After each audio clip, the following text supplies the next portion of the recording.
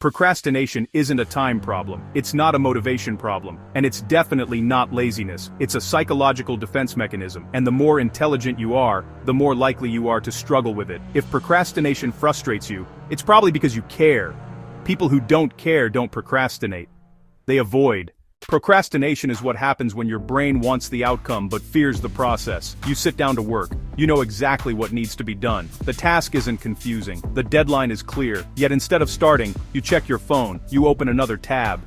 You tell yourself, I'll start in a minute. Minutes turn into hours, and the guilt slowly becomes heavier than the task ever was. This isn't a discipline issue. It's emotional avoidance. When your brain encounters a task, it doesn't evaluate importance. It evaluates how the task makes you feel. If the task triggers stress, uncertainty, self-doubt, or fear of failure, your brain flags it as a threat. And threats trigger avoidance, not because you're weak but because your brain is protective. That means procrastination isn't failure, it's self-protection taken too far. Procrastination doesn't live in the logical brain, it lives in the emotional brain. That's why logic doesn't fix it.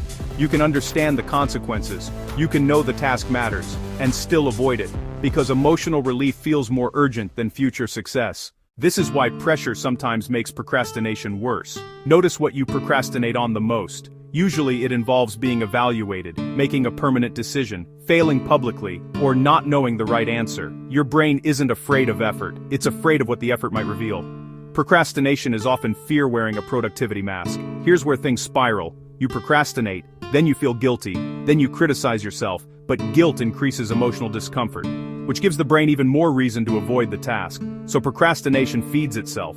Trying harder is often the worst possible strategy. Willpower assumes resistance is a choice, but procrastination is a response. The brain always chooses short-term relief over long-term reward. This is why the smallest step matters more than the perfect plan. Your brain doesn't need commitment, it needs safety. Opening the document, writing one sentence, working for 2 minutes. These actions signal that starting isn't dangerous. Once you begin, resistance drops. Momentum replaces fear. Not because you became motivated, but because the threat disappeared.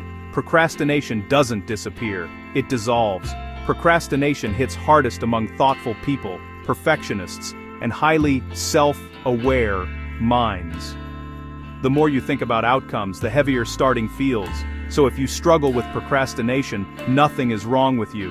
Your brain isn't avoiding work, it's avoiding discomfort. When you stop attacking yourself and start lowering emotional resistance, starting becomes possible, and possibility is all the brain needs to let you move forward. This channel exists to explain human behavior without shame or hype. If understanding your mind helps you move forward, subscribe to Mind Unlocked. New videos every day.